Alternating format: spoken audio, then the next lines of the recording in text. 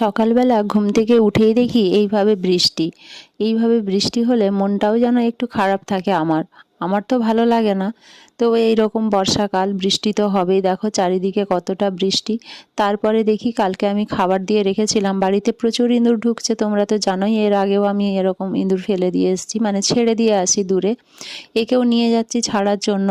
আজকে সামনের ড্রেনটাতেই ছেড়ে দেবো, এই ড্রেনের আশেপাশে ছেড়ে দিলেই ও দৌড়ে পালিয়ে যাবে। এই দেখো কি দৌড়ে গেল। এটাকে ছেড়ে দিলাম, কারণ এই বেচারাকে এখানে আটকে রাখাটা তো ঠিক না। আর মুষলধারায় হচ্ছে বৃষ্টি। আজকে সোমবার, প্রচুর পরিমাণে বৃষ্টি হচ্ছে। এই বৃষ্টি নিয়ে সকালবেলায় ঘুম থেকে উঠেছি, শরীরটাও অনেকটা খারাপ, ভালো লাগছে না। আর তার মধ্যে যদি এরকম বৃষ্টি হয়, মনটা যেন আরও বেশি খারাপ লাগে। যাই হোক, এবার চলো একটুখানি খেয়ে নিই। আজকে চা আর রুটি খাবো, তাই চা আর রুটি খেয়ে নিয়েছি। তারপরে কিছু বাসন ছিল, সেগুলো ধোয়াধুয়ি করে কিছুটা কাজ এগিয়ে নিয়ে দুপুরের খাবার করছি। আজকে কিছু রান্না করতে ইচ্ছে করছিল না, তাই অল্প ডাল করেছিলাম আর একটুখানি ডিম ভাজা করলাম। এই দিয়ে আজকে দুপুরের লাঞ্চটা করে নেব। এই যে ডাল করেছি আর এই ভাত আর আমি ডিম ভাজা নিয়ে নিয়েছি। খাওয়ার আধা ঘন্টা পর এই ছোট্ট ছোট্ট দুটো ডাব ভাই নিয়ে এসেছিল, তো সেই ডাবগুলো কেটে জলটা নিয়ে নিয়েছি, খেয়ে নিলাম। ডাবের জলটা খেয়ে নিয়ে ঘুমিয়ে পড়েছিলাম, শরীরটা ভালো নেই, সেই কারণে ঘুমিয়ে পড়েছিলাম, অঘরে ঘুমিয়ে পড়েছিলাম। বাইরে প্রচুর বৃষ্টিও হচ্ছিল। 6:30টার সময় বেরিয়ে পড়লাম ডাক্তারের কাছে যাব বলে।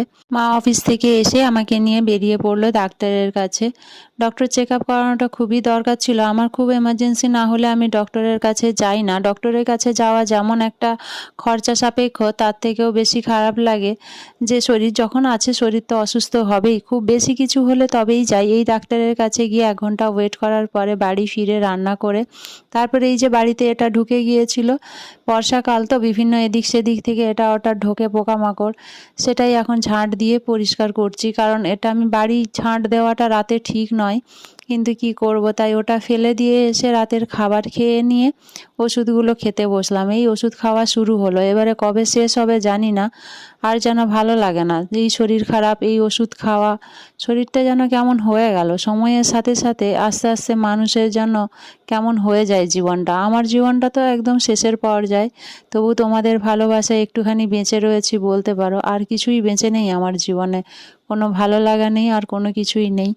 যাই হোক, ওষুধ খেতে কাউকেই ভালো লাগে না, আমারও ভালো লাগে না। এই যে ডক্টরের কাছে গিয়েছিলাম, 1 মাসের করে ওষুধ দিয়েছে, অনেকগুলো ওষুধ দিয়েছে।